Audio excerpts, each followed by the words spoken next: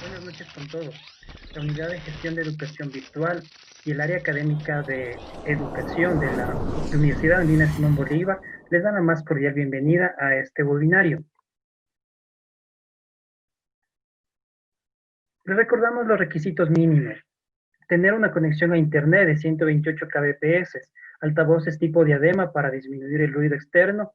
Para la sección de preguntas se utilizará el chat ubicado en la sección inferior derecha de la pantalla. Al final de la exposición habrá un espacio para responder todas sus inquietudes. Una recomendación importante: el administrador del sistema ha bloqueado su cámara y micrófono para mejorar la conexión. La comunicación se realizará a través del chat. A continuación, Cristian el director del área de educación, nos dará la bienvenida al evento. Cristian. Muy buenas noches a todos ustedes que nos acompañen en este importante evento. Quiero agradecer a la Unidad de Gestión de Educación Virtual y que a través también de la cooperación con el área de educación estamos organizando estos eventos que sabemos de suma importancia para este contexto en el que vivimos. Así que quiero felicitar a todos ustedes por su deseo de continuar su aprendizaje y poder mejorar el quehacer educativo. Así que en nombre del señor rector César Montaño Galarza, les doy la bienvenida a todas y a todos ustedes y el mayor éxito a nuestro expositor sobre este tema tan importante que hoy trataremos. Muchas gracias.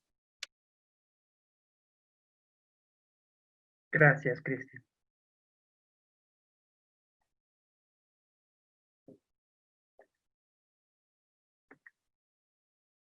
Esta noche nos acompaña David Salas. David es magíster en estudios culturales y licenciado en periodismo. Ha colaborado como docente virtual y presencial en la Universidad de las Américas, Universidad Andina y Universidad de los Andes. Ha trabajado en el sector público y ONGs, en áreas de comunicación y proyectos sociales. Sus campos de investigación se relacionan con los estudios visuales, la educación y redes sociales aplicadas a la educación. A continuación, les dejamos con nuestro expositor, David.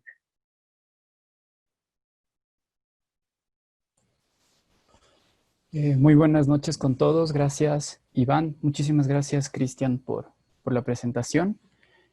Para mí es un gusto, primeramente, poder estar hoy de noche con ustedes. Sé que se toman un poco de tiempo de descanso para, como bien mencionó Cristian, continuar con el proceso de aprendizaje en estos momentos en donde pues todos estamos buscando nuevas maneras para poder continuar los procesos de enseñanza, los procesos de aprendizaje que tenemos con nuestros estudiantes, ¿sí? Pues bueno, la noche de hoy nosotros vamos más que a tener vamos a tener una presentación acerca del tema en mención, que son comunidades de aprendizaje y redes sociales. Pero más allá de una clase magistral, lo que les voy a pedir es que ustedes, mientras se van dando estos conceptos, estas explicaciones, vayan generando una reflexión con respecto al tema, ¿sí? El punto de partida por el cual deseo iniciar es que las redes sociales se van a convertir en un aliado en estos momentos de educación remota, ¿sí? Un aliado importante. Pero a su vez también quiero que tengan presente y muy en cuenta que es un aliado, ¿sí? Como lo mencioné, no en sí es el mecanismo que nos va a permitir sobrellevar o solucionar todos los problemas que se enfrenten actualmente con la educación remota. Eso es un poco más allá parte de la labor como docentes.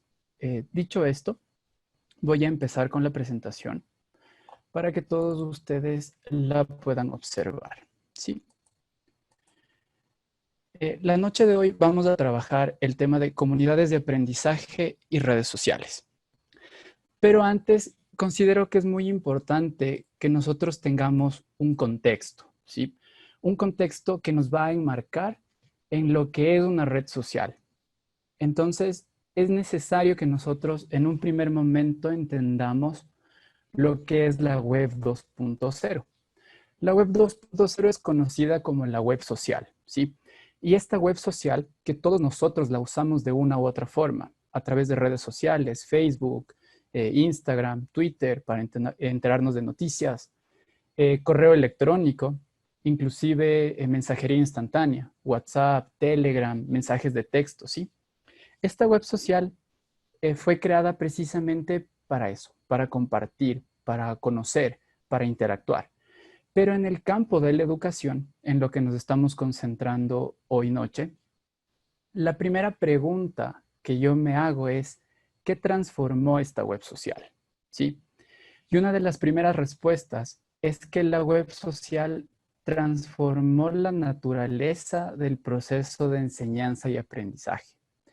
Es lo que estamos viviendo todos los docentes y todas las personas que han seguido webinarios o cursos o están estudiando en línea, ven cómo la naturaleza de este proceso se ha ido transformando de a poco debido a esta nueva modalidad, ¿sí? ¿Qué más transformó? Transformó el lugar y la forma donde se realiza este proceso. Si bien antes hubiéramos estado en un conversatorio, en un auditorio en la Universidad Andina, en el Paraninfo posiblemente, ahora lo estamos haciendo a través de un ordenador, de una computadora. Muchos de ustedes pueden estar usando tablets o teléfonos celulares.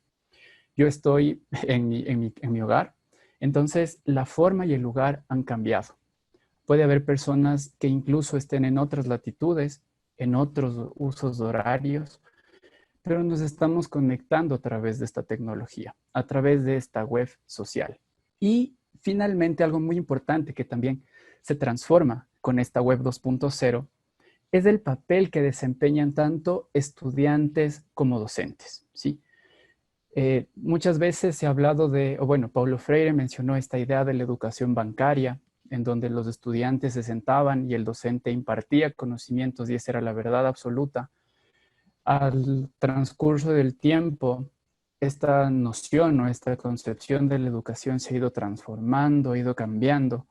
Y actualmente, con el uso de la web social, aún más, ¿sí? Estamos en esta modernidad líquida que menciona Bauman, en donde la web social también se inserta.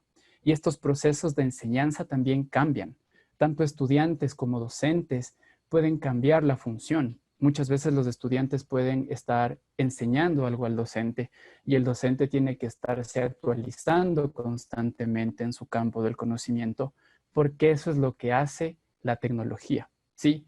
Motivarnos a constantemente buscar una evolución, un cambio, un mayor conocimiento. Posteriormente, la web social tiene ciertas herramientas, ¿sí? Y estas herramientas se caracterizan por lo siguiente. Primero, es que les permite a los usuarios de la web social tener una conectividad y una conexión con el mundo, ¿sí? Pero no solo el mundo entendido como este escenario global, dividido en países o en continentes, ¿sí? Sino un mundo que abarca mucho más allá. Por ejemplo, los aspectos profesionales, el aspecto académico, inclusive el aspecto de ocio, de entretenimiento. ¿Qué más caracteriza a esta web social y a sus herramientas? ¿Sí? Entonces, para más o menos entender una idea de sus herramientas, centrémonos en el campo de una red social, por ejemplo, Facebook, ¿sí? Entonces, conectividad y conexión. Luego, intuición y gratuidad. ¿A qué nos referimos con intuición? Intuición básicamente es que nosotros podamos utilizar una red social sin necesidad de un manual, ¿sí? No es lo mismo querer armar un armario, por ejemplo, o un mueble, en donde nos viene un manual con instrucciones, sino estas redes o la web social permite que el usuario navegue de manera intuitiva, pueda acceder a contenidos de manera intuitiva. Puede necesitarse un aprendizaje previo pero todo se hace de manera intuitiva, ¿sí? La gratuidad, como ustedes conocen, unirse a la mayoría de estas redes es gratuito. Si es que uno desea posteriormente tener un perfil premium, por ejemplo, en LinkedIn, si es que estamos hablando de una web profesional, uno tiene que pagar una mensualidad, ¿sí? Después tenemos la interactividad y la interacción. Interactividad, poder navegar, desplazarnos entre contenidos. ¿Sí? Yo voy de una imagen a un video, o una imagen me lleva a un enlace y ese enlace me lleva a otra web. En esa web tengo contenido escrito y tengo imagen. Si cliqueo la imagen se amplía. Si es que la imagen se amplía, puedo identificar detalles, puedo descargar la imagen, puedo guardarla, puedo editarla. ¿Sí? Esa es la interactividad y la interacción que se da entre el usuario con otros usuarios y con el contenido de la web. Y luego tenemos que es dinámica y simple, ¿sí? Se caracteriza más allá que sus herramientas permiten que los contenidos se vuelvan dinámicos, accesibles y simples. No es lo mismo leer ustedes, por ejemplo, un tutorial. No es lo mismo revisar un libro de recetas culinarias, en donde vamos paso a paso cómo quiero hacer un ceviche o un bolón o un pan o un pastel, ¿sí? A ver un tutorial en YouTube, en donde en 5 o 6 minutos tengo todo el proceso, en donde puedo ver paneos de una cocina, de los ingredientes, en donde puedo tener zoom a la temperatura del horno. Entonces, esto es lo que permite la web social. Y finalmente, la web social tiene dos clases, pero estas clases o grupos se caracterizan por la aplicación que tienen. Entonces, la aplicación en un primer momento puede ser social o emocional, ¿sí? Y la web social que caracteriza las aplicaciones sociales o emocionales son las que fomentan las relaciones entre personas. Este fomento de relación se hace a través de web sociales como redes sociales, ¿sí? Es a través de perfiles o publicaciones en donde se da una interacción. Ejemplos tenemos varios. Facebook, alguien sube una fotografía y empiezan los comentarios y las respuestas. Entonces se da una especie de retroalimentación en lo que estamos haciendo. Y luego tenemos las aplicaciones instrumentales. Estas aplicaciones son las que se utilizan más en entornos educativos. Por ejemplo, Moodle, un aula virtual, Edmodo, Microsoft Teams. Estamos utilizando también Google Scholar. No, eso es, por ejemplo, ¿sí? Algunas, Google Classroom, perdón. Sí, entonces, estas aplicaciones se vuelven más instrumentales y requieren de una mayor habilidad para ser utilizadas. En este sentido, nosotros nos vamos a concentrar en una web social que se caracteriza por tener una aplicación social o emocional y cómo esta web va a permitir que nosotros creemos entornos virtuales de aprendizaje. Ahora, dicho esto, nosotros tenemos que entender, y esto es muy importante, no solo como usuarios, sino como docentes que vamos a motivar a nuestros estudiantes a que utilicen las redes sociales para actividades académicas, tenemos que comprender la importancia de la identidad digital, ¿sí? Entonces, aquí les invito a una primera reflexión. La identidad digital. Si es que estuviéramos ahorita en un aula, en un auditorio, les preguntaría, ¿qué es para ustedes la identidad? ¿O cómo creen que se construye la identidad en este mundo material, fuera del escenario virtual? ¿Sí? Dentro del escenario virtual, dentro del escenario digital o dentro de la web 2.0, la identidad digital es un conjunto de información. Y este conjunto de información no solo viene a ser de personas, sino puede ser de organizaciones, universidades, ministerios, ONGs, ¿sí? Y la idea es que esta información esté expuesta. Si es una información que puede ser visible por todos. ¿Y qué incluye esta información? Datos personales, nombre, número de teléfono, imágenes, fotografías que se suben, imágenes de perfil, imágenes en las que otras personas nos etiquetaron. Noticias, por ejemplo, si yo publiqué o la Universidad Andina publicó que hoy iba a haber este webinar, hay noticias acerca de esto, comentarios que personas hacen a nuestros perfiles, gustos, lo que nosotros compartimos. ¿Qué amistades tenemos en nuestro entorno virtual? Aficiones. Entonces, toda esta información que nosotros de una u otra manera hemos compartido en Internet, en cualquiera de las plataformas, se vuelve parte de nuestra identidad. Pero, ¿qué caracteriza a la identidad digital? Primero, que es social, ¿sí? ¿Y qué implica esto? Que se construye mientras nosotros navegamos por esta web 2.0, por estas redes sociales. Y algo muy importante es que esta identidad se consolida o se reconoce gracias al otro o a los demás. Si es que el otro no reconoce mi identidad, no puedo saber si es real o no. Inclusive si es que ustedes pueden estar diciendo en este momento, pero si es que hay un perfil falso. Si es que alguien sigue a ese perfil falso le puede dar un retweet, puede comentar algo, compartir. Solo el hecho de seguir a esta persona ya puede dar un reconocimiento como si fuera real. Luego, esta identidad también se caracteriza por ser subjetiva, ¿sí? Y la subjetividad viene de cómo los demás perciben a la persona a través de la información que genera. Y un ejemplo clarísimo que les puedo poner aquí es Twitter, ¿sí? Entonces, tenemos un perfil en Twitter de alguien que es, no sé, que pasa subiendo posts de gastronomía. Entonces, yo sigo a esta persona y empiezo a percibir a esta persona como alguien que es experto en gastronomía o en culinaria.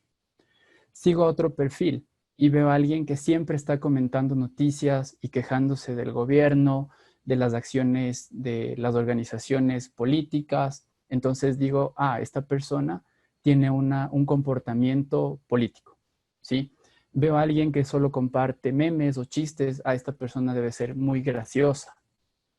Entonces, de acuerdo a los contenidos que estas personas comparten, los demás o los otros o los que seguimos a estas personas o los que las vemos, empezamos a percibirlas y empezamos a construir un perfil de acuerdo a eso, ¿sí?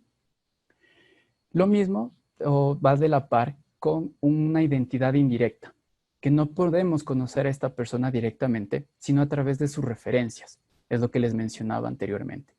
Luego es compuesta, y esto es algo muy interesante. ¿Por qué? Porque la identidad digital se compone no solo de lo que yo como usuario comparto, publico, creo, sino también lo que las otras personas con o sin consentimiento participan.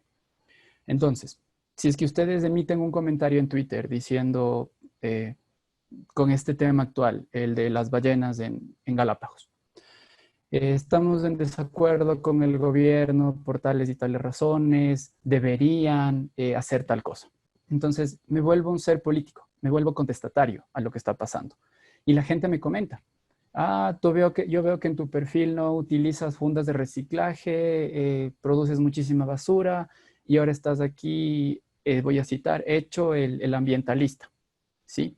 Otra persona, yo también apoyo que usted esté protestando en este momento porque todos debemos unirnos para salvar el planeta Tierra. Entonces, yo, sujeto externo, me pongo a revisar los comentarios y veo cómo se va construyendo el perfil de esta persona. Se compone por lo que él publicitó, por lo que él escribió, por lo que él protestó y por los comentarios de rechazo o de aceptación, ¿sí? Y algo muy importante, que creo que es crucial que todos lo tengamos en cuenta, es que la identidad digital en un momento se vuelve real. Y esto implica que puede producir tanto efectos positivos como negativos en el mundo que está fuera de la web 2.0. Ejemplos hay varios, ¿sí? El que se me viene a la mente es el caso de las personas que cometen actos de violencia de género contra las mujeres. Entonces, ustedes han visto que pueden mandar mensajes. Alguien hace una captura de pantalla de este mensaje, lo comparte por redes sociales, se vuelve viral, lo que nosotros conocemos como viral, esto que se repite y se repite y se repite y se replica. Y de una u otra manera esto abandona el mundo digital y se vuelve parte del mundo real. Casos políticos que mencionan que ya no pertenecen a tal partido, que están en desacuerdo con tal movimiento, y de pronto las personas empiezan a indagar en sus perfiles, en su identidad digital y encuentran fotografías con la persona que decían que no se llevaban, ¿sí? Esto influye en el mundo real. Entonces, dense cuenta la magnitud, cómo está vinculado lo uno con lo otro.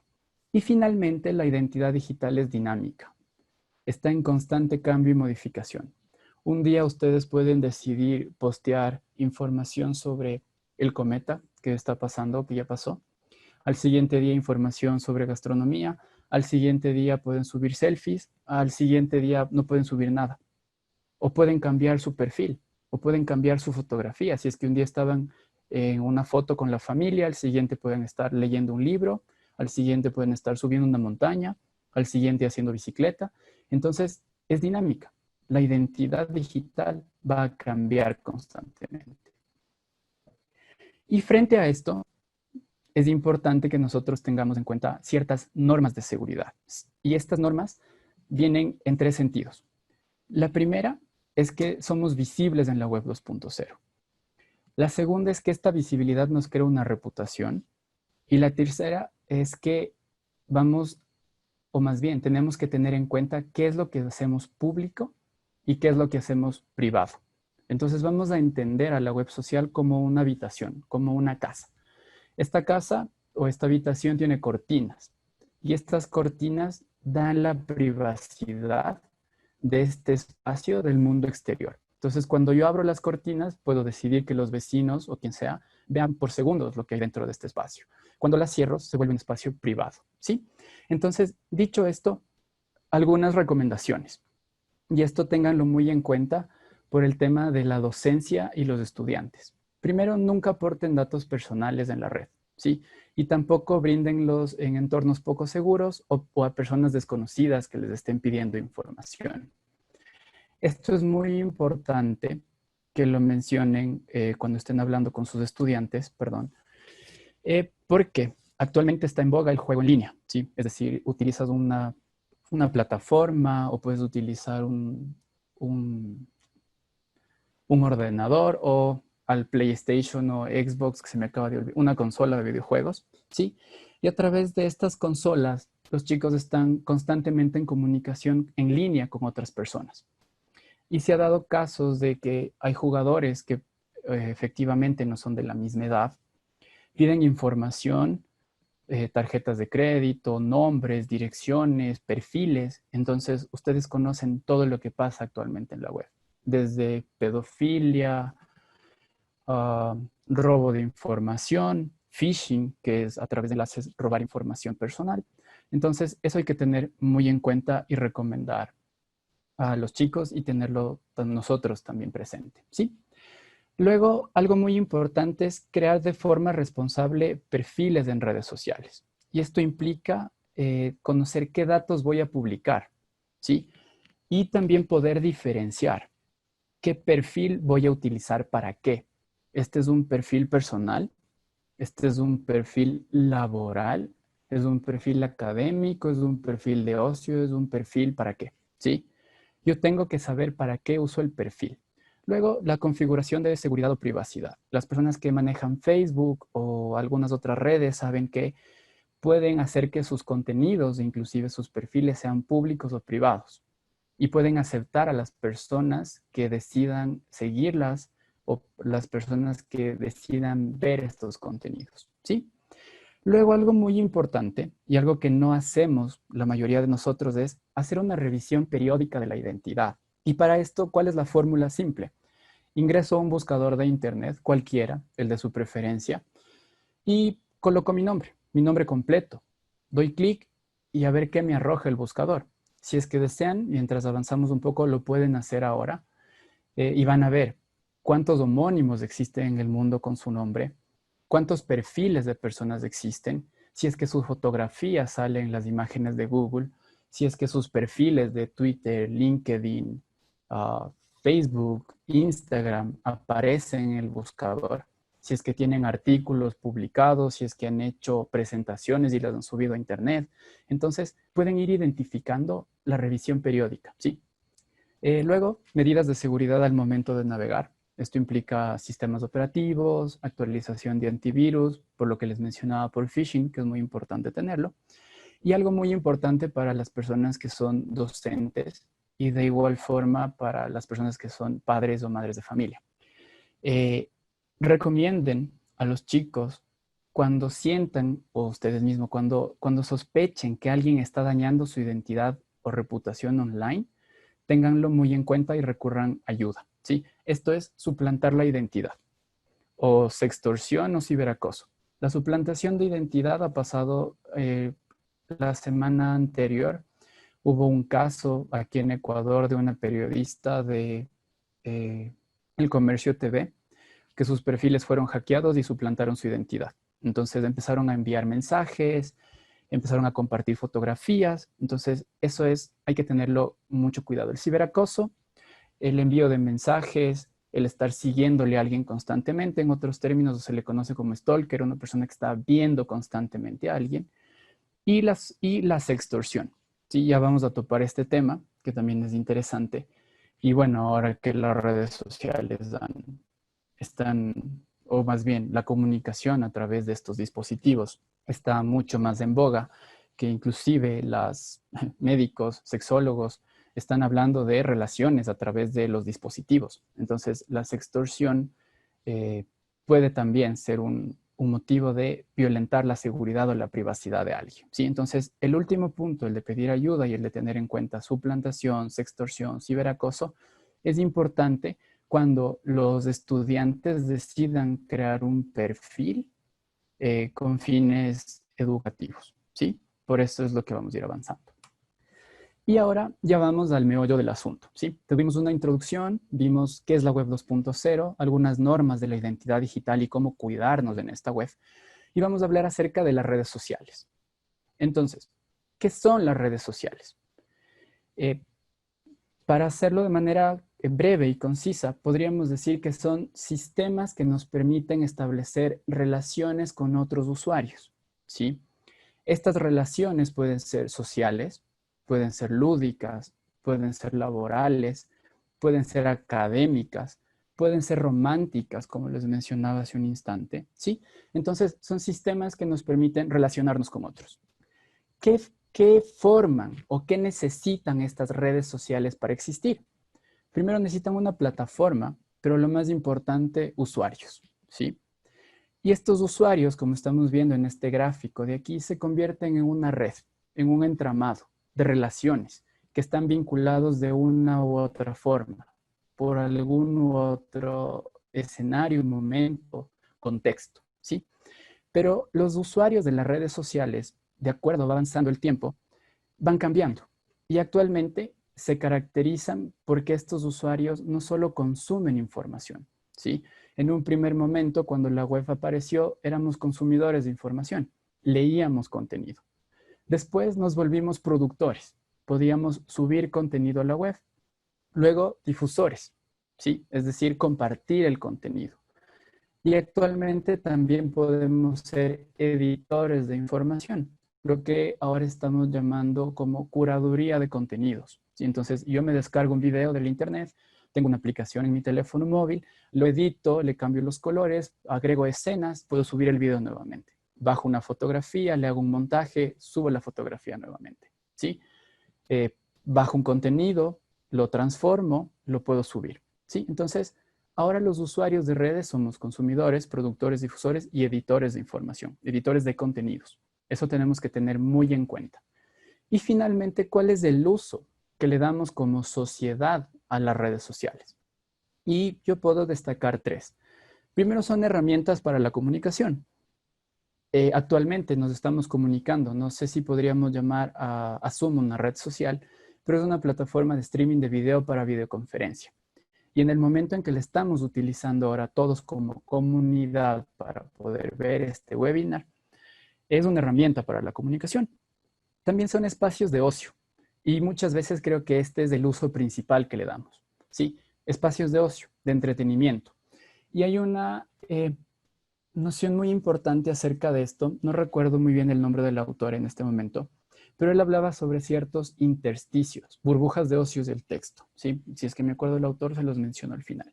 En este texto de burbujas de ocio, el autor menciona que existen ciertos intersticios en el tiempo. Y estos intersticios son momentos en donde las personas se dan tiempo para el ocio, ¿sí? Para el ocio y para el consumo de contenidos. Y estos intersticios, ¿cuándo suceden? ¿O dónde suceden? Principalmente sucedían en el transporte público o cuando vamos en el auto.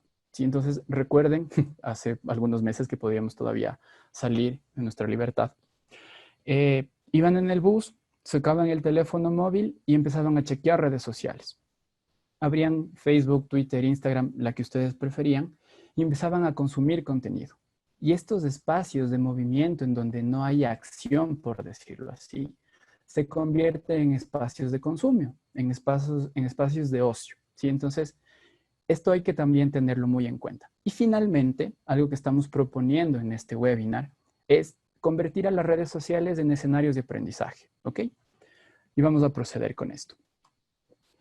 ¿Cómo yo transformo o cómo yo puedo concebir a una red social como un escenario de aprendizaje y es convirtiéndolo en una comunidad. Pero estas comunidades de aprendizaje en redes sociales tienen ciertas características. La primera es que se construyen en la virtualidad, es decir, en el ciberespacio, en la web 2.0, en un perfil. Estos espacios de virtualidad, ¿en qué se convierten? ¿Sí?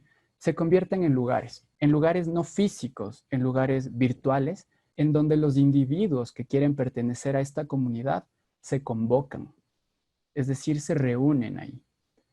Luego, estos lugares son espacios para mantener relaciones de carácter social. Como les mencionaba, estas relaciones de carácter social van a abordar en este preciso instante o cuando construyamos esta comunidad un carácter social académico, ¿sí?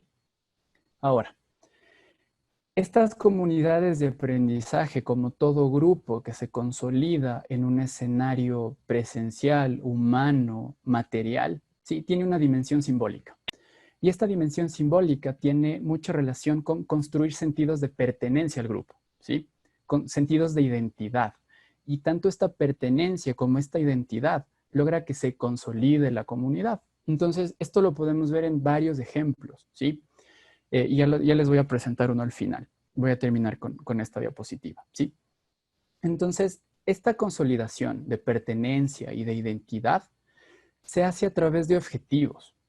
O sea, objetivos que estén definidos para esta comunidad y para este grupo. Y estos objetivos van a ir de la mano de ciertas temáticas. Y estas temáticas corresponden a lo que le interesa al grupo y al contexto en el que se encuentra. Entonces, estas comunidades de aprendizaje, por más que aparezcan irrisorias, o comunidades en redes sociales, comunidades virtuales, se dan en diferentes escenarios. Y les puedo poner algunos ejemplos. Desde los más comunes hasta los más académicos, por decirlo así, ¿sí? Nosotros tenemos las famosas páginas de fans en Facebook o el fanpage. Este fanpage busca o aglutina o convoca a individuos que están interesados en una temática específica. Entonces, por ejemplo, indagamos en Facebook, buscamos ciertas comunidades y encontramos un grupo de fans de una película, Star Wars, por ejemplo, ¿sí? Entonces, aquí vamos a empezar a ver que la temática definida es este universo cinematográfico, Star Wars. ¿A qué intereses responde? Responde a los intereses de los fanáticos de esta película, ¿sí? ¿Y cómo se construye? Se construye a través de que todos los miembros que siguen a esta página se sienten identificados con la saga de películas, ¿sí?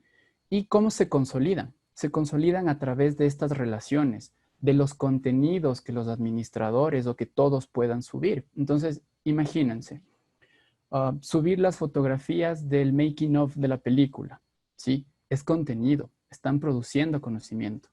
Subir cómo se realizaron los planos o las maquetas, los mapas, la animación. Entonces, estos contenidos que de una u otra manera podrían parecernos en un primer momento no tan valiosos, para esta comunidad lo son. Y de una u otra forma están aprendiendo o se están nutriendo de los contenidos que se comparten. Vamos a otro escenario. Una página de igual forma que comparte consejos de jardinería, cómo ser un huerto urbano. Entonces tenemos una comunidad que se consolida dentro de esta temática que es el huerto urbano, porque tiene este interés. Entonces, los individuos que forman parte de esta comunidad interactúan entre sí a través de contenidos, imágenes, conversaciones, mensajes, y luego este grupo se consolida. Y lo mismo sucede con redes académicas. Entonces, hay perfiles de profesores, de instituciones que comparten contenido, como por ejemplo la Universidad Andina, ¿sí? Entonces, ellos constantemente están compartiendo tips con respecto a cómo no dejar que la ansiedad, por ejemplo, te agobie en el momento de la cuarentena, o cuáles son los tips para poder llevar un teletrabajo adecuado, cómo sobrellevar el teletrabajo y los quehaceres del hogar. Entonces, las personas que se sienten identificadas con esta comunidad y con los contenidos se van consolidando. Y esto es lo que hace que muchas personas consulten una página y no otra. por ejemplo, un medio de comunicación, ¿sí? Más allá de decirle perfil, algunas personas dirán, yo prefiero leer las noticias del comercio, por ejemplo, y no las del universo, o prefiero ver los posteos de tal persona y no los de otra persona, ¿sí? Entonces, la misma función tiene una comunidad de aprendizaje. Entonces, para resumir, necesitamos que construyan sentidos de pertenencia a través de objetivos y temáticas definidas, y esto va a lograr que un grupo se identifique dentro de la comunidad y luego se consolide. Ahora, ya sabemos lo que es una comunidad de aprendizaje y lo que nos interesa es convertir a una red social en una comunidad de aprendizaje. Y aquí va una breve fórmula, por decirlo así, de cómo yo elijo una red social para convertirla en esta comunidad, ¿sí? Lo primero que tenemos que tener en cuenta es que la elección de esta red social tiene que ser coherente con los objetivos que nos estamos planteando, con las temáticas que vamos a tratar y ajustarse al contexto de cada proceso de enseñanza y aprendizaje. Sí, este contexto es amplio. Puede ir desde en qué grado vamos a aplicar esto, si es que es primaria, secundaria, universidad, posgrado, si es que vamos a ahondar solo una temática específica, por ejemplo, matemáticas o ciencias naturales o medicina, ¿sí? O arte o historia, ¿ok? Entonces, cuando yo más o menos como docente ya tengo una idea de cuáles son los objetivos o cuáles son las temáticas que yo voy a tratar, lo que se recomienda, o bueno, por experiencia, lo que yo les podría recomendar es que ustedes realicen una evaluación de diagnóstico, ¿sí? Esta evaluación de diagnóstico lo que busca es entender que el público o la comunidad a la que quiero llegar me brinde la información necesaria para yo poder construir esta comunidad, ¿ok? Entonces, algunas preguntas guía o preguntas base que van a servir para esta evaluación es conocer qué redes sociales utilizan. Pues preguntar, ¿qué redes sociales utilizan? Les van a decir Facebook, Instagram, TikTok, eh, Twitter, LinkedIn, ¿sí? Dependiendo también del contexto social, dependiendo también de la edad de las personas que van a formar la comunidad.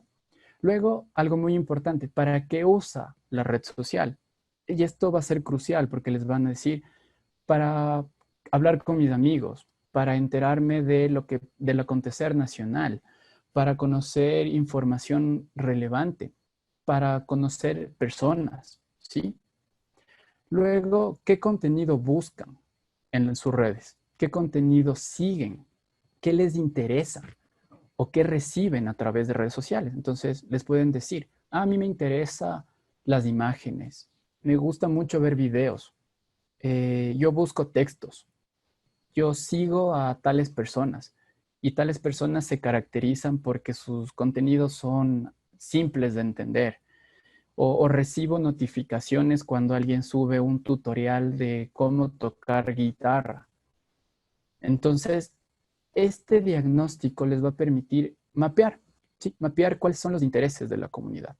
Y algo muy importante que no se puede quedar de lado es conocer qué contenidos elaboran o qué contenidos comparten.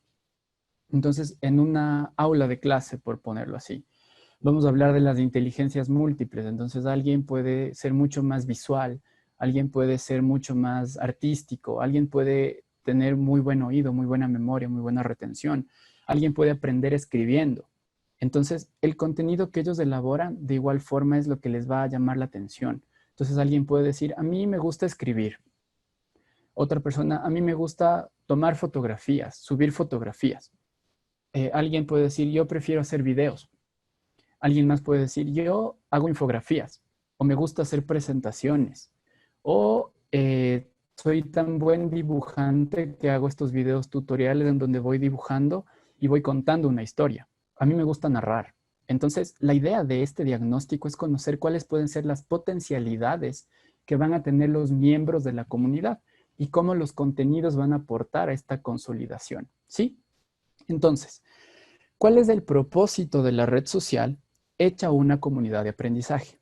Algo muy importante es que primero no acumule o produzca contenido sin sentido, ¿sí? Y voy a repetir una frase que era muy usada, bueno, que más bien la usaban mucho en un departamento de comunicación, que era menos es más. Sí, entonces nosotros estamos viendo o vemos que actualmente las redes sociales producen gran cantidad de información y muchas veces no sabemos si esa información es útil, cómo discernimos esa información. Si es que en este momento ustedes pueden hacer el ejercicio, abran cualquiera de sus perfiles, miren qué información está en el feed, es decir, en la página principal, actualícenla después de un minuto y van a ver que toda la información que estaba desapareció. Entonces, la información se vuelve de una u otra manera efímera. Sí, es tan efímera que consumimos información. Estamos consumiendo información en cada instante. Entonces, la idea de este perfil o de esta comunidad es que la información que se produzca tenga un sentido y pueda servir de una u otra manera para un aprendizaje sincrónico y asincrónico. Es decir, en tiempo, al mismo tiempo o en tiempo diferido. Puedo volver a este contenido cuando necesite revisarlo. Si es que yo estoy llenando mi página con contenidos y contenidos y contenidos para verla llena, entre comillas, tal vez no esté aportando lo que necesito, ¿sí? Por eso es crucial que los contenidos que se vayan a hacer se construyan a través de estos objetivos que se definieron al inicio de la construcción de la comunidad. Entonces, si es que yo quiero hacer contenidos con respecto a historia, ¿sí? Entonces mis objetivos va a ser eso, una cronología de los hechos históricos más importantes en el siglo XX en Ecuador. Entonces mis contenidos van a ir orientados a eso. Si es que yo quiero hacer una comunidad virtual para los alumnos de sexto curso del colegio tal, de la materia lenguaje, entonces esto va a ser una comunidad de aprendizaje de la materia de lenguaje y comunicación. ¿Y qué contenidos va a tener? Pueden estar divididas por unidades, entonces literatura clásica, literatura contemporánea, investigación, redacción académica. Entonces los contenidos se van a ir armando de acuerdo a esos objetivos trazados, ¿sí? Luego, algo muy importante es que las relaciones entre los usuarios que están en estas comunidades se den desde la reflexión, ¿sí? No solo desde el ocio, o sea, desde, bueno, yo entro a esta red social, están mis compañeros aquí, nos empezamos a escribir, a comentar, sino desde la reflexión. La idea es invitar a la reflexión. Un contenido producido invita a la reflexión, invita a la retroalimentación, a compartirlo, ¿ok? Luego, el contenido desarrolla el pensamiento autónomo y el pensamiento crítico. En este sentido, la construcción del contenido es lo importante. O sea, cómo yo guío como docente a mis alumnos a la construcción de los contenidos. Y en este escenario viene la importancia de poder discernir qué información es verdadera, qué información me es útil, cómo buscar fuentes académicas en Internet. Y algo muy importante que no nos podemos olvidar son las cuestiones éticas. Entonces, si es que yo tomé la fotografía de alguien, verificar que esta licencia puede ser utilizada. Si es que yo tomé el texto de alguien para poder ejemplificar algo, citar al autor, citar la fuente, no cometer plagio, todo este tema de la honestidad académica que ustedes están muy familiarizados. Y finalmente, ya como para ir cerrando, vamos a ver cuáles son las ventajas y las desventajas de las comunidades de aprendizaje en redes sociales. Porque hasta este momento, con lo que hemos venido conversando, dialogando, o lo que les he venido contando, parece que las redes sociales se vuelven como un escenario prístino, sí, hermoso, la panacea de la educación en tiempos de COVID, si quisiéramos llamarlo así, o en tiempos de educación remota. Pero también existen desventajas, y no todo tiene esta polaridad, lo gris y lo blanco. Entonces, como ventaja, ¿qué tendríamos? La transmisión de conocimientos, ¿sí? Podríamos continuar el proceso de transmitir conocimientos a través de distintos tipos de contenidos. Imágenes, fotografías, infografías, presentaciones, videos, audios, podcasts, ¿sí? Transmisiones en vivo, que están muy de moda ahora, como lo estamos haciendo igual por Facebook Live. Luego, la colaboración entre personas. O sea, tengo dos estudiantes que manejan muy bien el video, entonces ellos dos deciden ir con sus teléfonos y grabar algo. Y lo editan y lo suben, o deciden construir algo, un volcán o algún tipo de experimento para la clase de física y deciden hacer un tutorial de cómo construyeron eso. ¿Sí? Colaboración. Luego, desarrollo de competencias digitales. Competencias como desde construir una identidad digital, el manejo de las redes sociales, la búsqueda de información, normas de netiqueta, ¿ok? Luego, herramientas, o bueno, la ventaja es que las redes sociales son estas herramientas interactivas de diálogo y participación. Actualmente todos estamos chateando, por decirlo así, utilizando mensajería instantánea para trabajar, para interactuar entre grupos, familia, amigos. Entonces, las redes sociales se vuelven esto, herramientas de diálogo y participación. Y les invito a reflexionar. Llegó una fotografía, por ejemplo, a sus grupos de WhatsApp en donde mencionaban el COVID tal cosa. Entonces, alguien por ahí dijo, sí, yo he visto tal cosa y comparte otra noticia. Alguien dice, yo en cambio leí este artículo y lo que ustedes están mencionando no es tan cierto. Hay que tomar en cuenta las fuentes de la información. Entonces, ustedes ahí están participando y están dialogando y están bajo una temática construyendo conocimiento, ¿sí? Participando. Luego, algo muy importante es esta idea de la autonomía. Sí, la autonomía que pueden llegar a tener los usuarios o los miembros de esta comunidad para buscar y seleccionar información, información que desean compartir. Entonces, por ejemplo, tarea, cito, abro comillas, para la siguiente clase encuentren un video que explique cuáles son los pasos para escribir un ensayo. O busquen en internet los pasos para escribir un ensayo, construyan un contenido. Alguien puede hacer un mapa mental, alguien puede hacer una infografía, alguien puede bajarse un tutorial, alguien puede redactar paso 1, paso 2, paso 3. Entonces, búsqueda, selección y construcción de información. Algo muy importante que no, que no se va a dar de manera natural al usuario es este desarrollo de competencias éticas, ¿sí? Esto es fundamental el docente. Es fundamental que recuerde constantemente la importancia de citar, mencionar, decir quiénes son las personas que están dando esta información. Y finalmente, motivar a los estudiantes a la participación. O sea, ustedes utilizan las redes sociales para consumir contenido, para conversar, entonces produzcan contenido de temas de su interés, de temas que aportan a la clase. Entonces, es motivar esta participación. Y ahora vamos con el lado no tan positivo de utilizar una comunidad de aprendizaje. Y son las desventajas. Lo primero es la privacidad, ¿sí?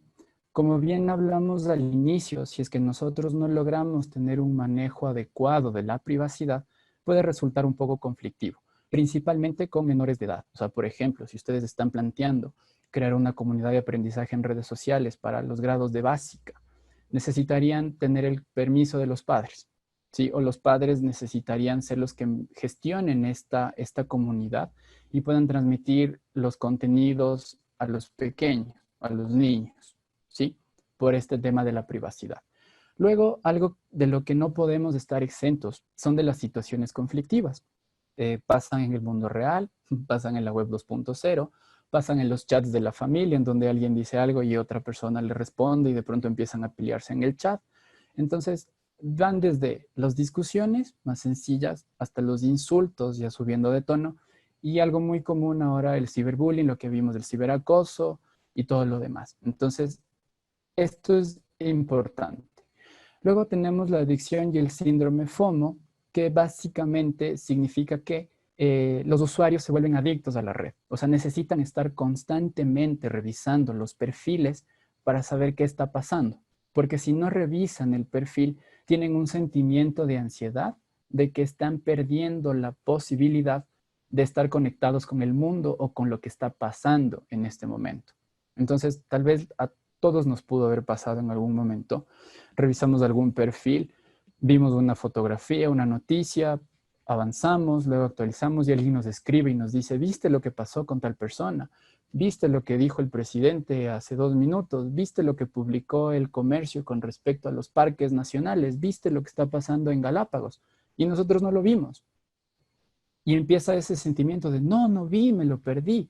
Entonces, eso es el síndrome FOMO, o sea, esta ansiedad que produce el no poder estar constantemente enterado de lo que pasa a través de las redes, ¿sí? Algo que puede pasar y que si es que ustedes han tenido en estos momentos clases virtuales a través de alguna de estas plataformas, es que todos nos hemos preguntado si los estudiantes nos estaban prestando o no atención y dedicaban más tiempo a las actividades lúdicas. Entonces, mientras yo estoy hablando a la computadora, a la pantalla, ellos pueden estar revisando redes sociales, pueden estar jugando videojuegos, pueden estar chateando, pueden estar haciendo cualquier cosa, ¿sí? Entonces, esto también hay que tenerlo en cuenta. Y algo muy importante que ya entra tanto en el plano docente es el desfase generacional que existe. Entonces, yo he mencionado algunas plataformas o algunas redes, por ejemplo, Twitter, que tal vez todos la conozcamos porque es un principal medio para enterarse de. Facebook, una red social muy común ahora para hacer relaciones laborales, sociales, lo que habíamos estado hablando al inicio. LinkedIn, muchos de ustedes las pueden estar utilizando, red profesional para contactos profesionales, Instagram para subir fotografías, el boom de esta época de pandemia, TikTok, que bueno, pues aún yo personalmente no podría decir qué utilidad tendría, pero funciona a través de videos, ¿sí? Suben videos de diferentes temáticas. Entonces, estos desfases generacionales sí nos ponen un poco como a la defensiva a los docentes. Entonces, aquí la reflexión sería no tanto tenerle miedo a este desfaz, sino más bien ir con esta evaluación de diagnóstico y preguntarles qué redes usan. Y cuando ellos nos respondan, nos digan cuáles son, vamos a tener un mapa de lo que está utilizándose actualmente y cuáles son los usos que le dan, ¿sí? Algo que sí se nos puede salir un poco de las manos a los docentes es que tenemos que desarrollar destrezas en el uso y en el manejo de estas herramientas. Pero no solo me refiero a las redes sociales, sino a las herramientas que nos van a permitir construir contenidos. Por ejemplo, Prezi, que en su momento fue la plataforma para crear presentaciones innovadoras, ¿sí? Entonces, todos se volcaban al Prezi.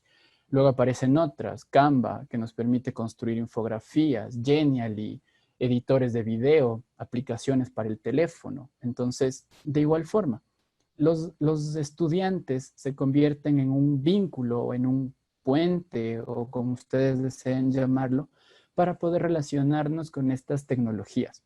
Se han escuchado casos de docentes que dicen, pues bueno, yo estaba intentando hacer contenidos interactivos. Y un alumno me dijo, yo puedo manejar esta plataforma. Le enseño, profe.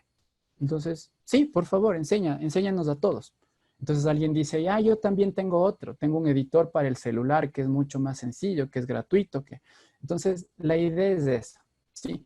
Las destrezas, o en este momento, es como compartir el conocimiento. Y ya no vamos a hacer solo, como mencionaba Paulo Freire, educación bancaria, el docente imparte, sino ahora somos consumidores, productores, editores de contenidos. Lo mismo los estudiantes pueden pasar a hacer como el vínculo que tenemos con estas nuevas tecnologías o estas nuevas plataformas.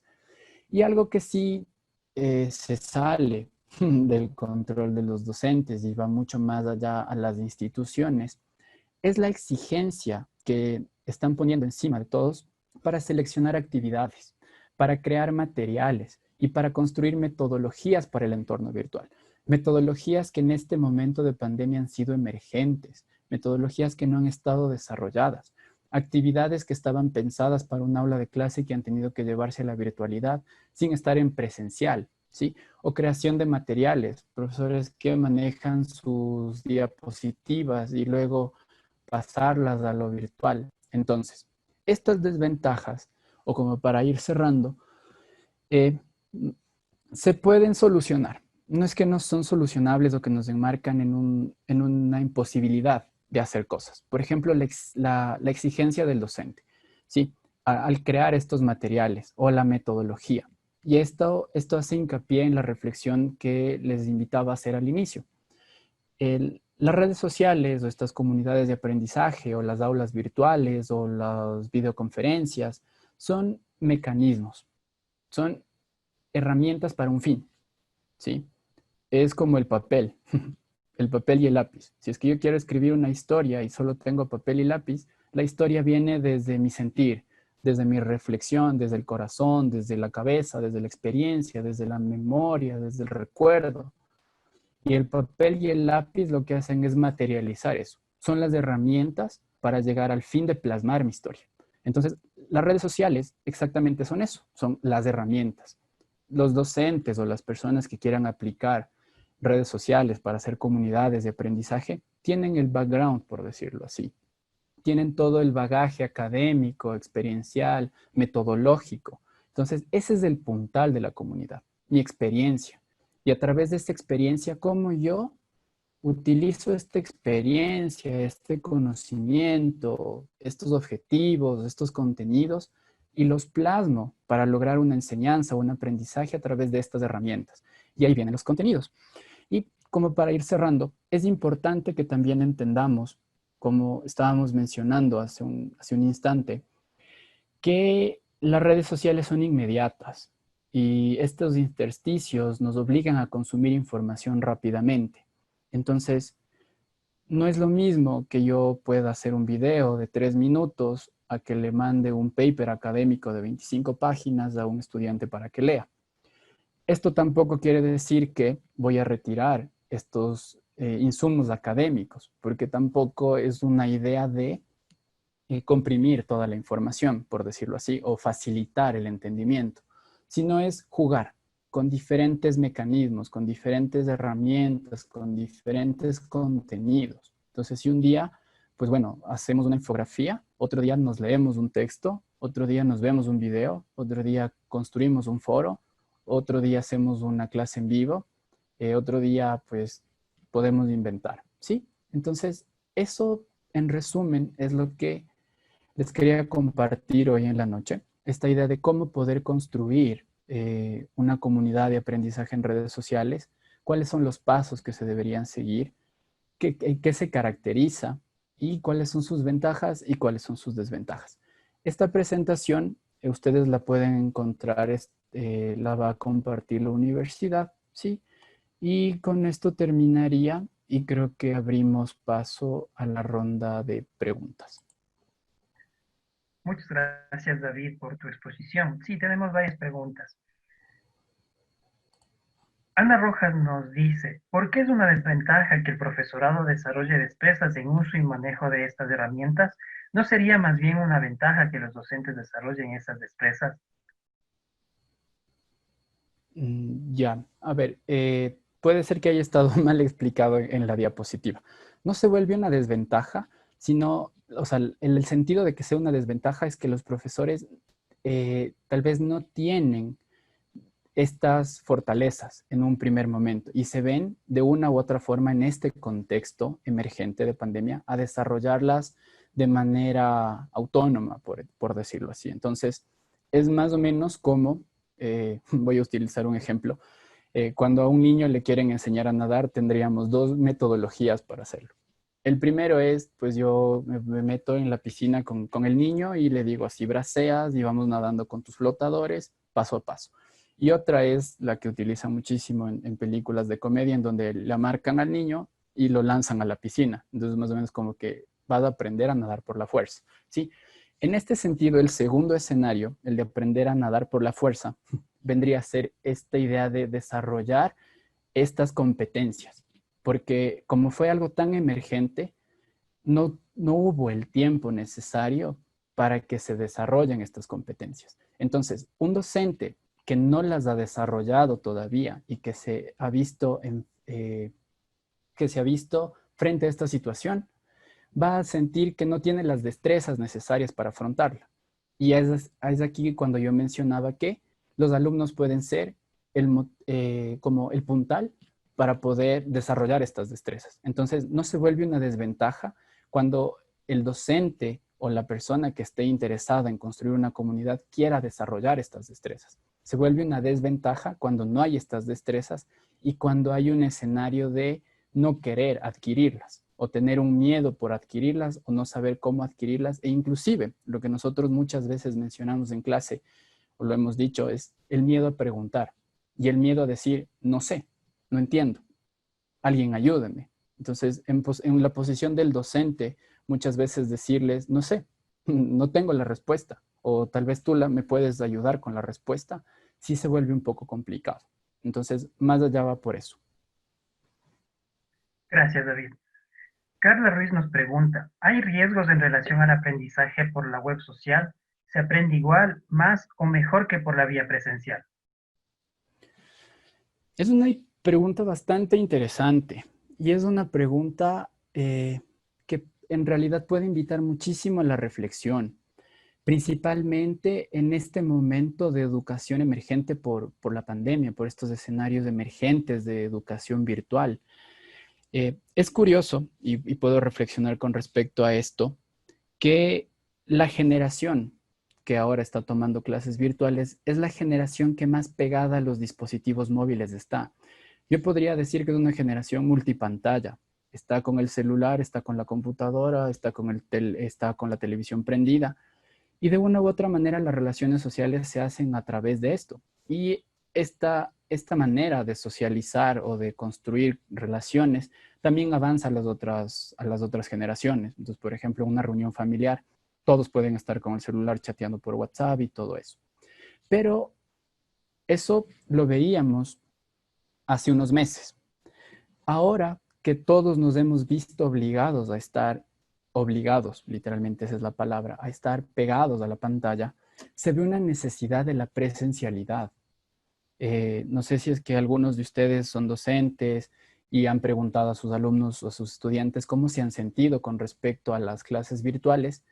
Tal vez muchos les van a decir, yo extraño estar en el aula, extraño verles a mis profesores, extraño verles a mis compañeros, me gustaría haberle conocido, profe. Entonces, este escenario nos invita como a reflexionar mucho acerca de lo virtual y lo presencial. Eh, Ambos escenarios pueden tener sus falencias, porque muchas veces creo que depende del individuo o del sujeto para poder llevar un proceso de aprendizaje. Entonces, si tenemos a alguien que está en la presencialidad, el docente está al frente con todo el material, explicando diapositivas, dinámico, hace juegos, como dirían los alumnos, sus clases no son aburridas, profe. Eh, Algunos aprenden y otros no. Ahí la pregunta es, ¿por qué no aprenden? ¿La metodología no es la adecuada o tal vez no quieren aprender o en ese momento no quisieron aprender? En lo virtual he visto diferentes escenarios, o sea, más dedicación, tal vez porque no pueden hacer nada más que estudiar. Entonces, lo virtual nos presenta potencialidades, ¿sí? Como por ejemplo, esta idea de no tener una temporalidad para el estudio, por no estar sentado en un salón de clase y estudiar. Entonces, puedo yo cocinar en la mañana y luego sentarme a estudiar, luego ir a hacer ejercicio y luego volver a revisar los contenidos. O si es que no entendí algo, poder revisarlo nuevamente. O si es que quiero ampliar el conocimiento, pues busco información. La presencialidad tal vez nos limita un poco al aula de clase y a estas rutinas, ¿sí? A estas rutinas que estamos extrañando todos ahora. No diría que una es mejor que la otra. No podría decir que la una es el resultado, es la panacea, como les decía, es lo idílico de la educación y lo otro va a ir cambiando. Yo creo que los seres humanos, todos en estos momentos, nos hemos dado cuenta de lo importante que es la presencialidad y la relación con las otras personas, con el otro. Entonces, si es que mi identidad digital en la web 2.0 se valida o se consolida a través de lo que los otros dicen de mí, no me imagino el peso que tiene que la identidad se consolida en el mundo real cuando las interrelaciones son más próximas. Eh, espero haber respondido a tu pregunta. Si es que no, eh, puedo ampliar un poco más del tema. Gracias, David. Una pregunta alineada en lo que nos contestaste. Alejandra nos dice, ¿qué tan recomendable es esta nueva educación virtual para los menores de 10 años? Muy buena pregunta. Eh, a ver, he tenido algunas referencias con respecto a cómo se han llevado las clases para los niños pequeños, de preescolar, por decirlo así. Entonces, unas anécdotas muy interesantes de conectar a los niños por Zoom, ¿sí? Y la profesora de educación física enseñándoles a los niños a hacer yoga. Entonces, eh, claro, si tú ves un montón de seres pequeñitos haciendo yoga o o en la casa saltando y la mamá o el papá atrás o el hermano o la hermana o la abuelita intentando que atienda o que no se distraiga. Entonces, es complicado. Yo creo que es muy complicado por o sea, uno por la privacidad, y es lo que les mencionaba. Sería muy importante que la comunicación docente, padres de familia, exista para que el docente pueda, a través de los padres, construir estas comunidades de aprendizaje, para no violentar, para no poner en riesgo la privacidad de los niños en un primer momento. Luego, los niños necesitan explorar. Ellos son muy de sentidos, de estar observando, de estar preguntando, de, no sé, de estar conociendo el mundo. Frente a una computadora se vuelve un poco complicado. Tal vez ahí la idea es desarrollar contenidos que les llamen la atención. Entonces, yo sí doy este ejemplo.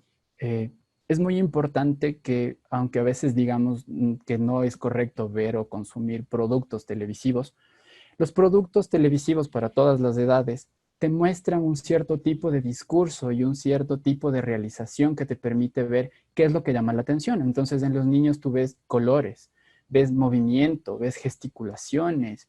Entonces, a lo mejor construir contenidos de esa manera, no tanto escrito, sino mucho más imagen, contenidos breves que ayuden a mantener la atención de los niños. Ustedes mismos pueden ver que cuando van o íbamos a un patio de comida, un niño estaba por ahí haciendo berrinche, el papá o la mamá tomaba el teléfono, le daba y le ponía a ver un video. Y el niño se quedaba embobado viendo el video. Entonces, este tipo de contenidos obviamente van a necesitar de más trabajo, de más desarrollo, pero se pueden lograr.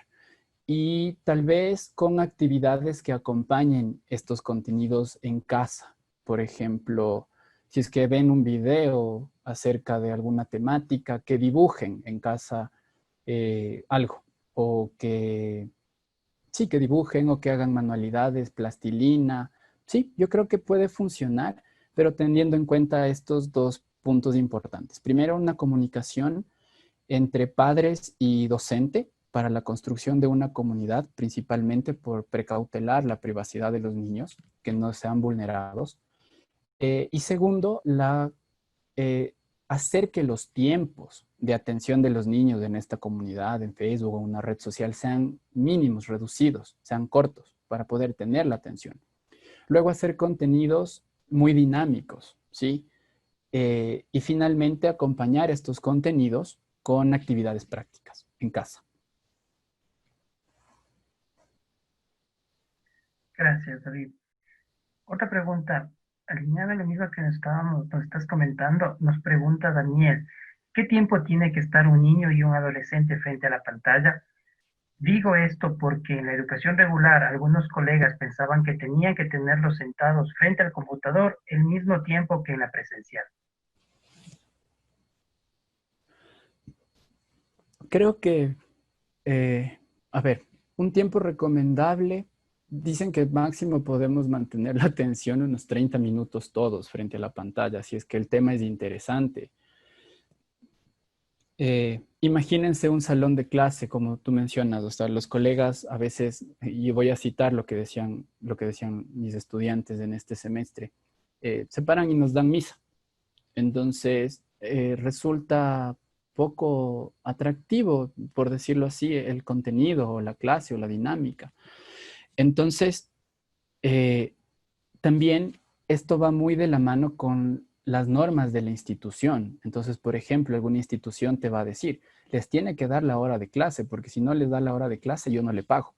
Entonces, el docente se ve obligado a dar la hora de clase. Y ustedes se habrán dado cuenta que no solo es un desgaste para el estudiante, sino también para el docente. Principalmente si es que tienen las cámaras apagadas y ustedes no saben con quién están hablando o si les están escuchando. Y el alumno, y esto lo puedo poner como en el otro plano, porque yo estoy tomando clases de inglés a través de esta modalidad.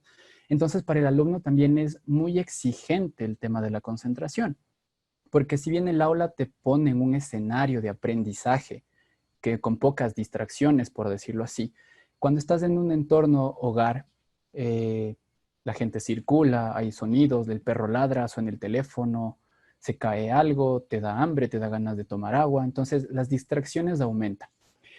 Frente a esto, los escenarios van a cambiar. Y frente a esto, deberíamos de empezar también por las instituciones. O sea, las instituciones deberían estar de acuerdo en que una persona, docente o estudiante, no puede estar 8 horas sentado viendo una computadora. En lo presencial, la dinámica, si sea 10 minutos de receso entre ir de un aula a otra, o la interacción con un colega o con un compañero, o con su enamorado, con el novio, con el chico o la chica que les gusta, con el mejor amigo, cambiaba la rutina. En cambio, en lo virtual, no mucho. O sea, estás solo frente al computador. Entonces, es un desgaste para ambos lados, por decirlo así, docentes y alumnos. En este caso, la recomendación sería que las instituciones, si es que se diera el caso, sería excelente, puedan disminuir los tiempos de conexión y se incluyan actividades mixtas, como mencionaba anteriormente con los niños. O sea, nos conectamos 30 minutos. En esos 30 minutos ustedes hablamos acerca de la teoría, les doy la clase o resuelvo inquietudes, hacemos un diálogo, hacemos un foro y luego ustedes tienen el tiempo necesario para trabajar algo con respecto a eso. Un ensayo, una presentación, un mapa mental, trabajo en grupo, una exposición para la siguiente clase. Entonces no les obligas a estar, o bueno, ni siquiera sabes si te están atendiendo la hora o 2 horas de clase, sino ir como fluctuando entre estos diferentes mecanismos, entre la clase magistral, por decirlo así, entre el trabajo autónomo, entre el trabajo colaborativo, teniendo en cuenta que la atención va a disminuir de acuerdo al tiempo. Y si es que las horas de clase van ya al transcurso de la tarde, pues la atención va a ser mucho menor y va a haber un desgaste mayor.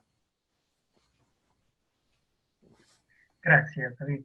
Andrés Arcos nos pregunta, ¿cuál es la diferencia entre red social y social media?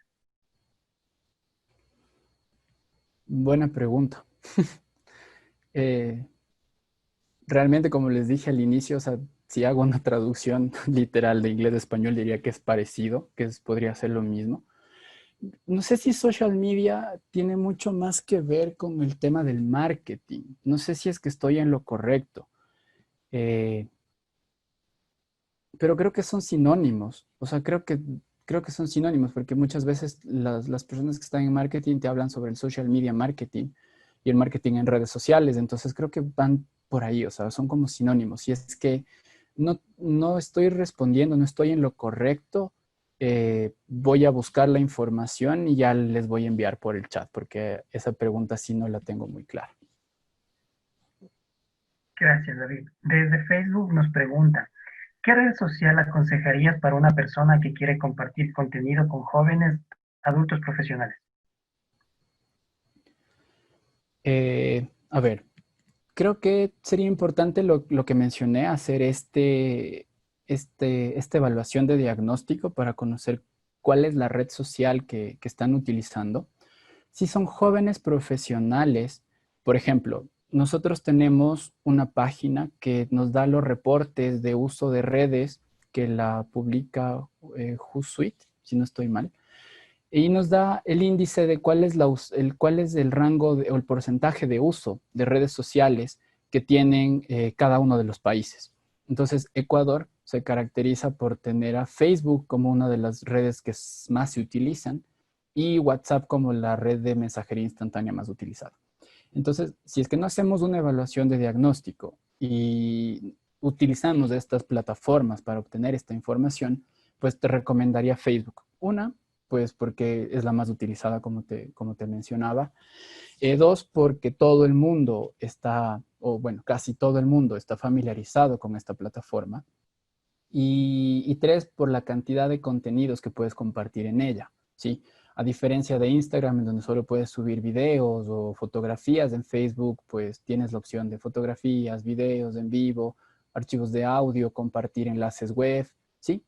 En vez de tener un perfil es la página de una persona que te limite el número de personas dentro del perfil, creo que es hasta 5,000. Puedes tener una página de fans o un fanpage que te da un número ilimitado de seguidores. Puedes hacer páginas o grupos privados en donde se vaya compartiendo este tipo de contenidos. Entonces, en un primer momento, en un primer panorama, si es que tú deseas compartir contenidos para jóvenes profesionales, yo te recomendaría Facebook por la diversidad de contenidos. Te pongo otro ejemplo. Si es que solo deseas compartir imágenes y crear una página a través de imágenes, podría ser Instagram o Pinterest. O si tu público juvenil está especializado en el tema de la escritura, podrías hacer algo como microblogging y utilizar Twitter para construir contenido microscópico, por decirlo así, pequeñito, en un número chiquito de caracteres. O inclusive, sí, creo que esas. Blogger ya no se utiliza mucho y se me está escapando Tumblr, que podría ser otra opción, donde tú estás creando también contenidos como un blog. Gracias, David.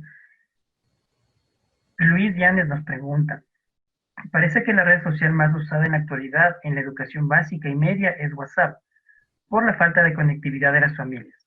¿Se podría profundizar en este tema? Sí, y también creo que voy a poder hacer un puente con algo que leí en el chat que pregunta Daniel, con este tema de la conectividad, ¿sí? Eh, a ver, tenemos que tener en cuenta algo, que es lo que les mencionaba, y es este tema de las desventajas de la red social.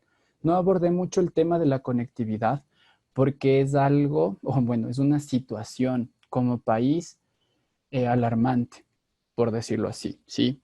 O sea, hemos visto, por ejemplo, poner como heroína a esta docente que va en bicicleta con su pizarrón a enseñar a los estudiantes es un acto heroico, es algo que no vemos todo el día, que tal vez no todos estamos con el espíritu de hacer, pero también es una manera de, como de ocultar esta realidad que bien nos mencionan, o sea, la falta de conectividad y el acceso a Internet. Y no solo la falta de conectividad, el acceso a Internet, sino también las condiciones que tienen muchas de las familias ecuatorianas para poder acceder a una computadora. Entonces, más o menos la reflexión va desde la siguiente forma. Nosotros que estamos en este momento conectados a una computadora, con una conexión a Internet, a través de mi computadora, de mi tablet, de mi teléfono celular, de mi Smart TV, de cualquier instrumento que yo esté utilizando, estoy en un sector privilegiado de la sociedad. Si es que en mi casa tengo más de 3 computadoras, estoy en un sector privilegiado de la sociedad. Si es que tengo teléfono móvil con datos, de igual forma. Entonces, ustedes deben haber tenido esta, o tal, si es que pudieron presenciar esto, eh, estudiantes que decían, se me acabaron los datos, se me fue el internet en la casa, mi hermano usa la computadora a la misma hora que yo. Entonces, esto nos coloca en un escenario muy complejo, muy complicado, ¿sí? Y es lo que les decía al inicio, o sea, no podemos decir que esta idea de las redes sociales se convierte como en la panacea o la educación virtual por el limitante de acceso que tienen las personas. Pero como posible respuesta, ¿sí? Mencionaron los grupos de WhatsApp y yo podría apuntalar el tema de los contenidos asincrónicos. Entonces, cuando uno produce contenido, bien puede o no puede acceder a una red social en el momento de la clase, pero puede acceder después. Entonces, si es que este contenido puedo verlo un día después, 5 horas después, voy a estar aprendiendo, o sea, no me voy a estar perdiendo de lo que pasó en la clase. Los grupos de WhatsApp, de igual forma, han sido una de las maneras más utilizadas actualmente para poder comunicarse. ¿Por qué? Porque la mayoría de operadores celulares ofrece la opción de tener WhatsApp gratuito por $1, por $3 de recarga. Entonces, el WhatsApp fue como esta herramienta emergente que nos permitió resolver una situación puntual en un momento como el de ahora, como la pandemia. ¿Qué hacer con WhatsApp? Sí, WhatsApp, como saben, es una mensajería instantánea. O sea, sirve para compartir información rápidamente. Crear grupos de WhatsApp es una forma de hacerlo, ¿sí? La idea aquí es poder poner precedentes para el uso del grupo de WhatsApp. Entonces, el uso del grupo de WhatsApp, ¿qué fin tiene? Tiene un fin académico en donde vamos a hacer lo siguiente. Se comparte contenido, se mandan audios y todas las preguntas que se tengan se tienen que hacer de manera organizada, por ejemplo. El grupo de WhatsApp no va a significar que al docente o al administrador del grupo le van a escribir en horas no laborales. le van a escribir a las 8 de la noche, le van a escribir 2 horas antes de presentar el trabajo, o van a utilizar el grupo para obtener los números de otras personas, ¿sí? Entonces, aquí el escenario se vuelve como un pacto tácito entre los que vendrían a ser los miembros de la comunidad, en donde se tiene que respetar. Y si es que no se respeta, como en la clase presencial, o sea, te saco de la clase o te saco del grupo, ¿sí? Y eso implicaría una sanción en su oportunidad de aprender o de tener estos contenidos. Entonces, WhatsApp sirve para este fin, pero es importante que cuando se crea esto, como en un foro, se coloquen ciertas reglas. Por WhatsApp vamos a enviar trabajos. Todos los días, a tal hora, voy a subir un audio explicando tal cosa. O me voy a grabar un video breve en WhatsApp dándoles unos tips acerca de la materia, ¿sí? Entonces, WhatsApp sirve para eso.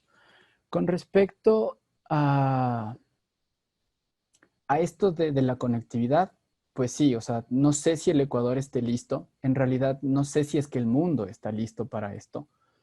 Es algo que fue sorpresivo para todos, pero de una u otra manera sí le apostaría un poco a esta idea de los contenidos asincrónicos. O sea, ahí juega un poco más el papel de la flexibilidad del docente o de la persona que esté construyendo esta comunidad. No tanto ponerse en el escenario de si no estuviste, pues ya no puedes atender o ya no te doy el contenido o la manera de sanción que ustedes deseen, sino más bien flexibilizar los tiempos para que las personas que no tienen este acceso continuo de una u otra manera puedan acceder, puedan participar de este proceso de aprendizaje. Gracias, David. Cristian Yacato nos pregunta, ¿el trabajo de redes sociales se debería iniciar con una introducción a los padres de los estudiantes? Entendiendo que son ellos, en muchos casos, quienes crean los perfiles de los menores. Creo que sí. O sea, no es creo. Sí, la respuesta es sí. Porque no solo se debería dar este proceso en la creación del perfil. Creo que el involucramiento de los padres y los docentes debería ser tanto en lo presencial como en lo virtual. Entonces, si ahora estamos hablando en el escenario virtual, porque, o sea, más bien, en el escenario presencial se escuchan muchas críticas de colegas docentes que dicen que los padres llevan a los hijos al colegio y más o menos encárguese, usted verá, yo no hago nada aquí, a mí me corresponde cuando vaya a la casa. Entonces, ahí hay como no sé, como una ruptura entre el proceso de enseñanza y aprendizaje del hijo con el padre y con la institución y con el docente. Entonces, este sujeto que se está formando requiere de un escenario global, o sea, no más que global, o sea, un escenario que de todas las diferentes aristas pueda consolidar este proceso. En el escenario de las redes sociales, efectivamente, o sea, se esperaría, yo digo se esperaría que las instituciones educativas de cualquier tipo de nivel ya estén tomando precauciones con respecto a esto. Entonces, deberían, porque eso es la palabra que se tiene que usar, se debería ya estar empezando a formar a los docentes en metodologías de enseñanza virtual para el siguiente año lectivo o para el siguiente semestre, porque de lo que conocemos también vamos a continuar con virtualidad. Debería, en el caso de los padres de familia de menores de edad, debería haber un acercamiento con respecto a los padres y decirles, vamos a hacer esto, o sea, a través de una llamada por teléfono, un correo electrónico. Sé que los colegios tienen grupos de WhatsApp en donde envían mensajes a los padres para notificar ciertas cosas. Entonces, es importante, o sea, es importante que si un docente, por último, si es que la institución no está en esta modalidad de capacitar o tiene la iniciativa es importante que cada uno de los docentes, que es lo que muchos han estado haciendo, se empoderen de su papel de docente y puedan desarrollar estas estrategias. Entonces, si es que yo tengo el número de los padres de familia, pues escribirles y decirles, estimados papitos, soy tal persona, vamos a continuar con las clases virtuales, he planteado esta dinámica, voy a crear un perfil de Facebook, por favor, miren que sus hijos se conecten en este perfil con las siguientes indicaciones, o ustedes, por favor, o si es que los padres no tienen un perfil de Facebook, recurrir a WhatsApp, ¿sí? O inclusive el correo electrónico, que se vuelve un medio de comunicación más formal. Pero, como para ir cerrando esta pregunta, es importante que la institución hable con los padres de familia para poder tomar esta opción de las redes sociales como comunidades virtuales. Y si es que no lo hace la institución, que se plantee el docente. ¿Por qué? No solo por este espíritu de enseñanza, sino también por lo que les mencionaba, o sea, la privacidad. Imagínense si es que un menor de edad hace algo incorrecto en este perfil. O sea, el responsable no va a ser él, o tal vez ni siquiera van a ser los padres, sino va a caer la responsabilidad sobre el docente y sobre la institución.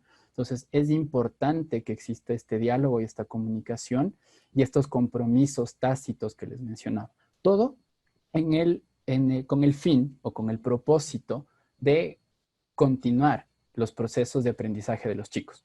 Y algo así como haciéndoles, para cerrar esto, como una reflexión. O sea, sería importante hacerles reflexionar a los estudiantes que en este momento de pandemia, en este momento de aislamiento social, voluntario, para todas las frases que nosotros sabemos, por más que la educación es un derecho constitucional, en este escenario lamentablemente se ha vuelto un privilegio. Entonces hay personas que no van a poder continuar sus estudios por N cantidad de factores. Sí, entonces, esta sería la idea de la reflexión. O sea, chicos, ustedes que pueden continuar, vamos a hacer lo mejor para que esto sea lo adecuado, para que ustedes aprendan, para que ustedes continúen con su proceso. Entonces, también necesitamos de su parte. ¿Sí? Gracias, David. María Vita Marín nos pregunta, en caso de un acoso cibernético en estos tiempos, ¿cómo puedo darme cuenta que está sucediendo en el momento de las clases o espero que me lo cuente? Eh, a ver, uno creo que puede tomar ciertos patrones, ¿sí? Creo que si nosotros tenemos alumnos o estudiantes constantes, por ejemplo, un paralelo que lo vamos a ir haciendo un seguimiento, o los mismos estudiantes de acuerdo en diferentes niveles, uno ya conoce cómo son sus comportamientos, ¿sí? En redes sociales uno se puede dar cuenta por el tipo de mensajes, ¿sí? Entonces aquí lo que ustedes, o más bien lo que todos deberíamos hacer en el caso de seguir esta idea de las comunidades virtuales, es jugar un papel de más o menos de investigador. O sea, si es que yo tengo un grupo de alumnos, ¿sí? En las redes sociales, siempre estar preguntando cómo están, ver quiénes están en constante actividad. Si es que alguien no está en constante actividad, escribirle un mensaje en privado y decirle, ¿estás bien? ¿Te pasa algo? Tranquila, puedes comentar. Ver el tipo de mensajes que se producen. O sea, por ejemplo, si es que yo veo un comentario y como estábamos hablando con fines académicos, ¿sí? Con reflexión. Si es que una alumna, por ejemplo, pone un comentario y alguien le dice ahí, bonita, guapa. Si estamos en un entorno académico, va a ser resonancia, o sea, va a ser como que ahí algo no está bien. Entonces, como docente, inmediatamente puedo responder ese comentario y decir, este es un ambiente académico, por favor, respeta a los compañeros. Si es que estamos viendo, por ejemplo, que alguien comenta algo y hay un sticker, un GIF, un emoticón o sea, no sé, con alguna señal obscena o de burla, entonces yo puedo identificar qué está pasando ahí, ¿sí? O sea, eh,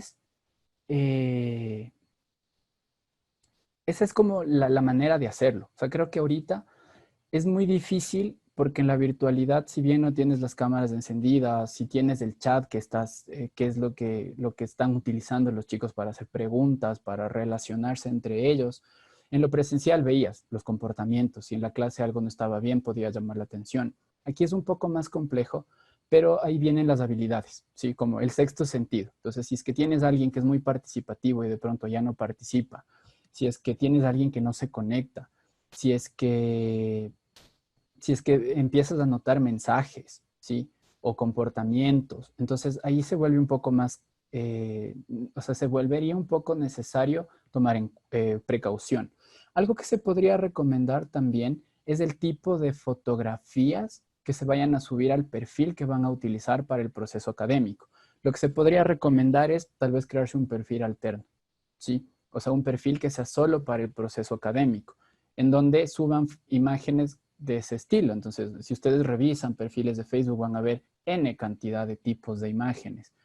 Planos medios, chicos sin camiseta, chicas en bikini en la playa, poses que insinúan ciertas cosas. Entonces, si estamos en un ambiente académico y vamos a precautelar esta seguridad, se podría pedir que se manejen otro tipo de imágenes, ¿sí? Entonces, por ahí podría estar yendo esta respuesta. O sea, estar pendiente, estar revisando cómo se da la comunicación en el entorno y preguntar constantemente cómo está cada uno de los alumnos o ir notando comportamientos distintos. Gracias, David. Tenemos varias preguntas que ya las has ido contestando con las demás preguntas. Para finalizar, Daniel Piñeda nos pregunta si le puedes ayudar con enlaces para crear EVAs, para crear aulas virtuales de manera gratuita. Edmodo. Edmodo es una de las más conocidas, sí, es sencilla de utilizar. Ahí puedes crear aulas virtuales, se los voy a compartir ahora, que sería como para crear aulas virtuales. Como en este caso nosotros estábamos hablando de redes sociales, sí, entonces, gracias Iván, pues más para crear aulas virtuales podrías utilizar, si es que tienes una cuenta de Microsoft, o podrías utilizar Microsoft Teams, si es que la tienes.